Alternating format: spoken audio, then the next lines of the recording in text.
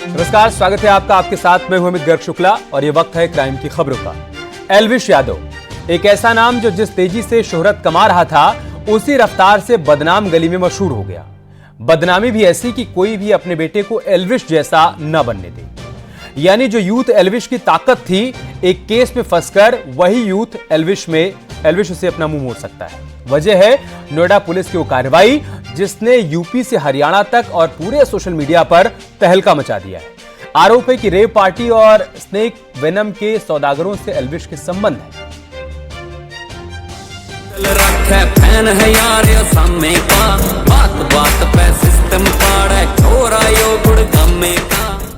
जितने भी आरोप मेरे ऊपर लगे हैं भाई, सारे बेबुनियाद हैं, सारे फेक हैं।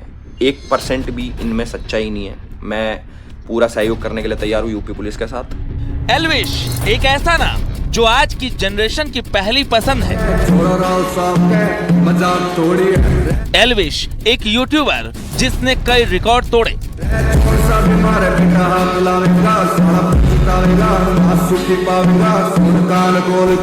एक ऐसा चेहरा जो रातों रात स्टार बना, फेसबुक से इंस्टाग्राम तक उसके ही चर्चे होने लगे। लेकिन एक रात इसी स्टार का काला चेहरा दुनिया के सामने आया।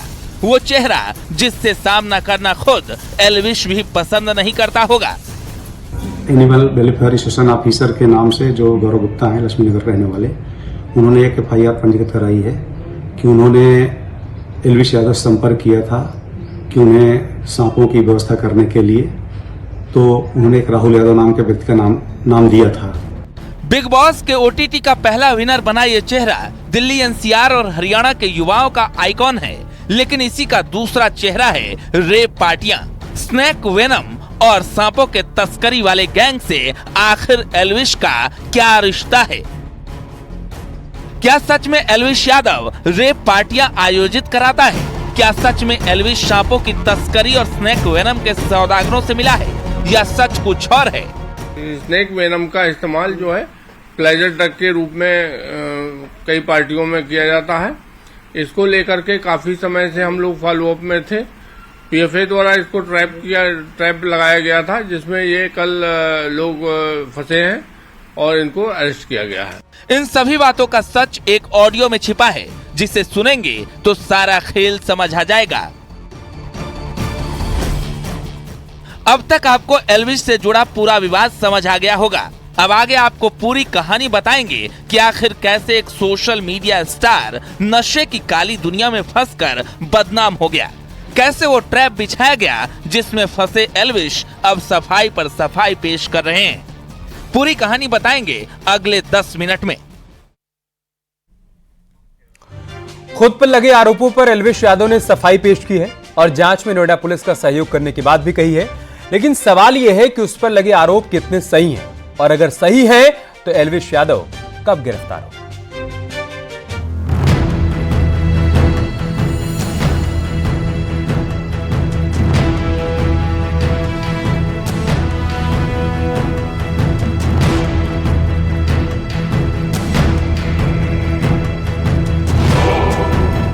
नोएडा में रेव पार्टी में जहर,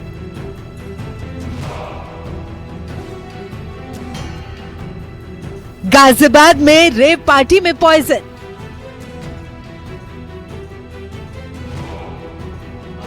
दिल्ली NCR में जहरीली पार्टी, रेव पार्टी में कोबरा के जहर का नशा। बेहद सनसनीखेज खुलासा, जहर वाले खेल में फंसा एल्विश यादव।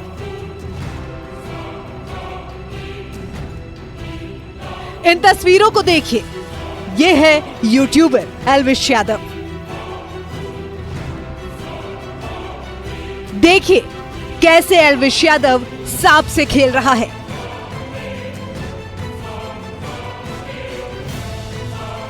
सांप के साथ वीडियो बना रहा है। इस वीडियो को देखकर शायद आप सोच रहे होंगे कि एल्विश को सांपों से बेहद प्यार है। इस वीडियो को देखकर तो यही लगता है, लेकिन जो खुलासा नोएडा पुलिस ने किया है वो बेहद ही चौंकाने वाला है। जिसके बाद यूट्यूबर एल्विश यादव मुश्किलों में घिर गए हैं। नोएडा पुलिस ने उनके खिलाफ एफआईआर दर्ज की है। मामला रेव पार्टियों में सांपों के जहर की सप्लाई का है, जिसमें एल्विश यादव समेत 6 लोगों के खिलाफ वन्य जीव संरक्षण के तहत केस दर्ज किया गया है। दरअसल नोएडा सेक्टर 51 में पुलिस और वन विभाग की टीम ने छापेमारी कर 5 ऐसे लोगों को गिरफ्तार किया है जो रेव पार्टियों में जहरीले सांप का जहर नशे के लिए सप्लाई करते थे। पुलिस ने सेवरॉन वेडिंग विला में छापेमारी कर इस गिरोह का भंडाफोड़ किया है।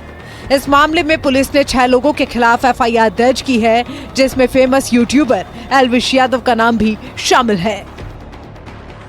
पुलिस के मुताबिक ये गिरोह पार्टियों में जहर सप्लाई करते थे और मोटी रकम वसूलते थे।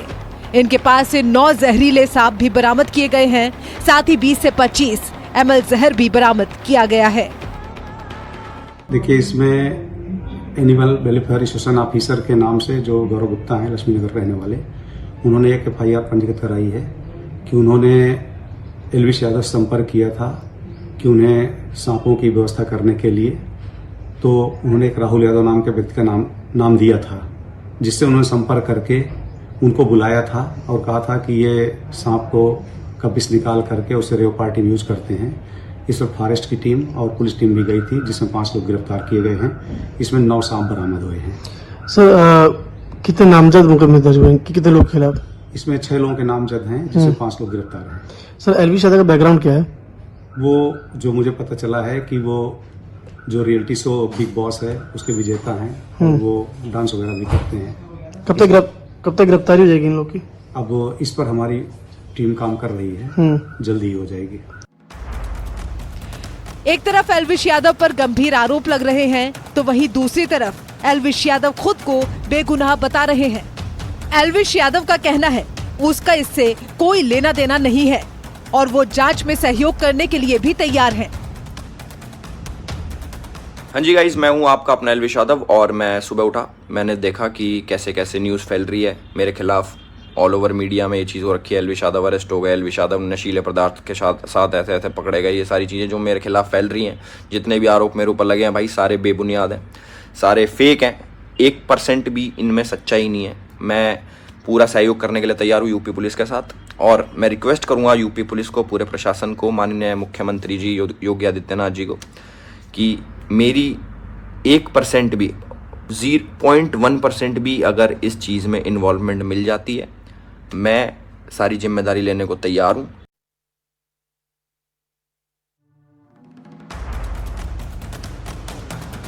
एल्विश यादव पर नोएडा में रेप पार्टी कराने का आरोप है कि यूट्यूबर की पार्टी में प्रतिबंधित सांपों और विदेशी लड़कियों की पार्टी होती थी। एल्विश पर तस्करी से लेकर गैर कानूनी ढंग से रेप पार्टी आयोजित कराने के आरोप भी लगे हैं। साथ ही उनके तस्करी से जुड़े लोगों के साथ संबंध होने के भी आरोप हैं। जिन 5 लोगों के खिलाफ मामला दर्ज हुआ है, उनके नाम राहुल, टीटूनाथ, जयकरण, नारायण और रविनाथ हैं। फेमस यूट्यूबर एल्विश यादव का नाम ऐसे ही इस केस में सामने नहीं आया है। नोएडा पुलिस और फॉरेस्ट विभाग ने पूरी प्लानिंग के साथ इस ऑपरेशन को अंजाम दिया है। पुलिस को जानकारी मिली थी कि एल्विश रेप पार्टियां अरेंज करवाता है, जिसमें बकायदा विदेशी युवतियों को बुलाकर स्नेक वेनम व नशीले पदार्थों का लोग सेवन करते हैं। पुलिस के मुखबिर ने गिरोह से संपर्क किया और एजेंट से बात करने के बाद रेप पार्टी सहित हर मांग पूरी करने का आश्वासन दिया गया। एजेंट के बताए गए स्थान पर सांप और साथी सहित आने की बात कही। टीम के साथियों ने उसे सेक्टर 51 स्थित सेवरॉन बैंक्वेट हॉल बुलाया। इसकी सूचना डीएफओ नोएडा को दी गई। बताए गए स्थान पर पहुंचने के बाद टीम ने जिस भी सांप को देखने की इच्छा जाहिर की, गिरोह के लोगों ने दिखाया। इसके बाद एक तरह से मुखबिर से मिली सूचना पर मोहर लग गई। फिर मामले की सूचना नोएडा पुलिस और वन विभाग को दी गई और पूछताछ में एल्विश का नाम सामने आ गया। अब पुलिस मामले की जांच में जुटी है और जल्द ही मामले में कई और बड़े खुलासे हो सकते हैं। न्यूज़ 18 के लिए नोएडा से हिमांशु शुक्ला की रिपोर्ट।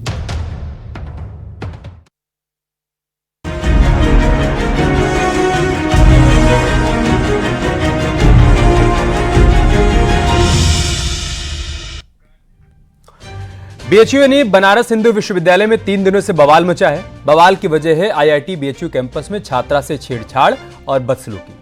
आरोप है कि छात्रा के कपड़े उतरवाए गए, जबरन किस किया गया और वीडियो बनाया गया। अब इस मामले में वाराणसी पुलिस का एक्शन शुरू हो चुका है। दावा है कि जल्द ही मंचलों को उनके किए की सजा मिलेगी। उधर बीएचयू और आईआईटी बीएचयू कैंपस के बीच बाउंड्री करने का भरोसा भी विश्वविद्यालय प्रशासन ने दिया है, लेकिन बीएचयू में बवाल अब भी जारी है। वजह है महामना की बगिया में दीवार का विरोध।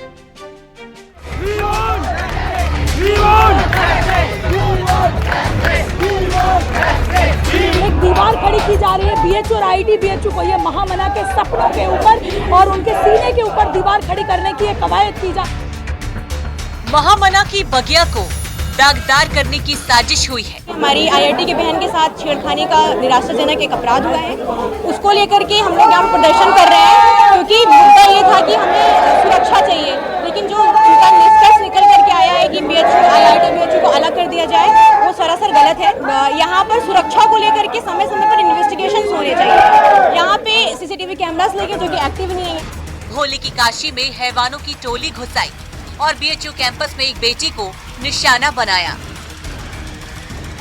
बिल्कुल, काशी हिंदू विश्वविद्यालय के अंदर 2 दिनों पूर्व एक बहन के साथ जघन्य अपराध की घटना घटित होती है, उसके खिलाफ में कल विश्वविद्यालय के अंदर आंदोलन चलता है। लेकिन आज जो आंदोलन है वो इसलिए है क्योंकि वो न्याय की मांग थी एक बहन के लिए, लेकिन वो न्याय की मांग कब विश्वविद्यालय को बांटने के रूप में परिवर्तित हो जाती है, बड़ा प्रश्न चिन्ह खड़ा करती है। बीएचयू के आईआईटी कैंपस में जो कुछ भी हुआ वो बेहद शर्मिंदगी भरा है, पुलिस के लिए डूब मरने वाला है, यूनिवर्सिटी प्रशासन के लिए एक सवाल और छात्राओं के लिए एक मुद्दा कि दोबारा अगर ऐसे शैतान कैंपस में दाखिल हुए तो क्या गारंटी की छात्राएं सुरक्षित रहेंगी? नहीं चलेगी। कौन लड़के उस छेड़छाड़ की घटना में संलिप्त थे, उनको ट्रेस करने का प्रयास किया जा रहा है, उसके लिए टीम गठित कर दी गई है। तारीख 1 नवंबर, वक्त रात 11 बजे, जगह आईआईटी बीएचयू कैंपस। रात के वक्त एक छात्रा अपने कैंपस में न्यू गर्ल्स हॉस्टल के बाहर में दोस्तों के साथ टहल रही थी। तभी एक तेज रफ्तार बुलेट की आवाज सन्नाटे को चीरती हुई आई। जब तक छात्रा कुछ समझ पाती, हथियार बंद मनचले छात्र के पास पहुंचे, दोनों को अलग अलग कर दिया और फिर शुरू हुई हैवानियत। आरोप है कि मंचलों ने छात्रा के कपड़े उतरवाए, निर्वस्त्र कर वीडियो बनाया, यानी महामना की बगिया में एक बिटिया का चीरहरण हो गया और पूरी यूनिवर्सिटी सोती रह गई। पुलिस आज भी उन शैतानों का सुराग नहीं तलाश कर पाई। निदेशन की टीम उस जगह है जहां पर आईआईटी बीएचयू के छात्रा के साथ 3 बदमाश मंचलों ने अश्लील हरकत की। यह देखिए, ये वही रास्ता है जब 1 नवंबर की रात आईआईटी की छात्रा अपने दोस्त के साथ इस तरफ से आ रही थी और यहीं इसी स्थान पर 3 बदमाशों ने उनको रोका और छात्र को यहाँ से भगा दिया और छात्रा के साथ जितनी अश्लील हरकत हो सकती थी वह उन्होंने किया। बताया जा रहा है एफआईआर के अनुसार कि छात्रा का बकायदा कपड़ा तक उतारा गया और उसके साथ अश्लील हरकत की गई और यह भी आरोप है कि तमंचे के बल पर छात्रा का कपड़ा तक उतरवाया गया। आईआईटी छात्रा से छेड़छाड़ और जबरन किस किए जाने के बाद करीब 15 घंटे तक छात्र छात्राओं ने जमकर बवाल काटा। उन्होंने डायरेक्टर के दफ्तर को घेर लिया और नारेबाजी करने लगे, जिसके बाद यूनिवर्सिटी प्रशासन और पुलिस की नींद टूटी।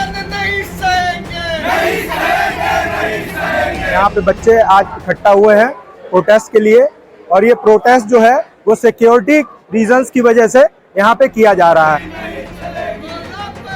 इस घटना को लेकर जो जानकारी अब तक सामने आई है वो रोंगटे खड़े कर देने वाली है। आईआईटी बीएचयू की पीड़ित छात्रा को अपनी इज्जत और जान बचाने के लिए एक प्रोफेसर के घर में शरण लेनी पड़ी थी। प्रोफेसर ने तुरंत इसकी सूचना पार्लियामेंट सिक्योरिटी कमेटी को दी और छात्रा को गाइड के साथ सुरक्षित उसके हॉस्टल तक पहुंचवाया। इसके बाद से बीएचयू में बवाल जारी है। 2 बजे के आसपास ये जो आपका डेयरी फार्म की तरफ रोड जाती है, उस पे एक यहाँ की स्टूडेंट है आईआईटी की, उस बच्ची के साथ में वो थे और उसके दोस्त थे जिन्होंने उसको रोका। उस बच्चे को जो है शायद अभी ये इतना कंफर्म नहीं उनके पास हथियार था कुछ या नहीं, लेकिन उनको जबरदस्ती लड़के को अलग ले गए हैं, लड़की को अलग ले गए हैं। उसके साथ जितना किया जा सकता था हीनियस वो सब किया गया।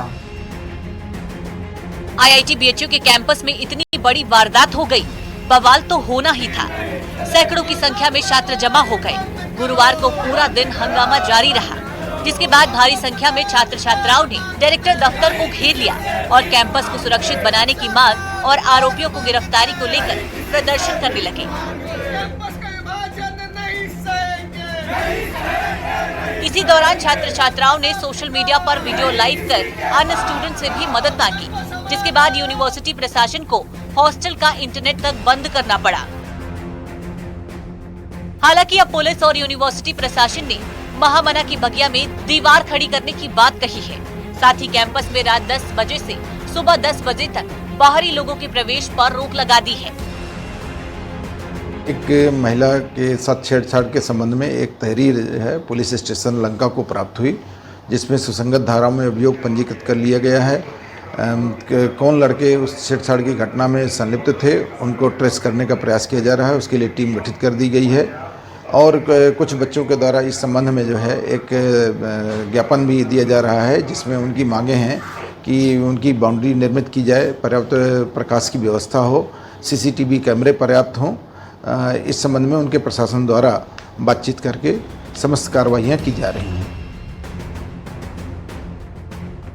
यानी अब बीएचयू और आईआईटी बीएचयू कैंपस के बीच बाउंड्री बनेगी और कैंपस को सुरक्षित किया जाएगा। इतना ही नहीं, दोषियों की जल्द गिरफ्तारी भी होगी और कैंपस में सीसीटीवी कैमरों की मुकम्मल व्यवस्था की जाएगी।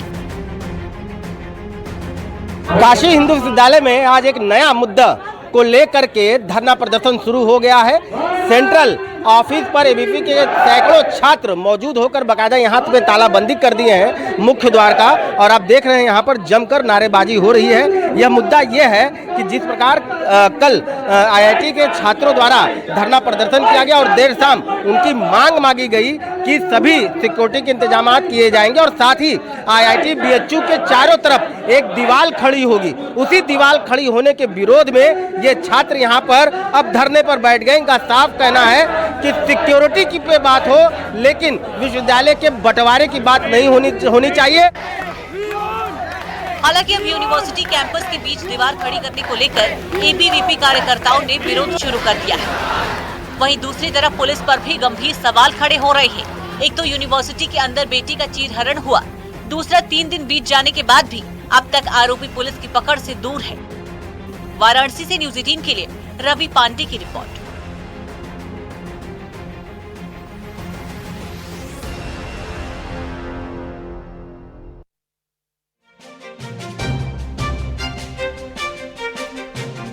यार रुक रहे छोटे से ब्रेक के लिए, जल्द लौटेंगे कुछ और खबरों के साथ।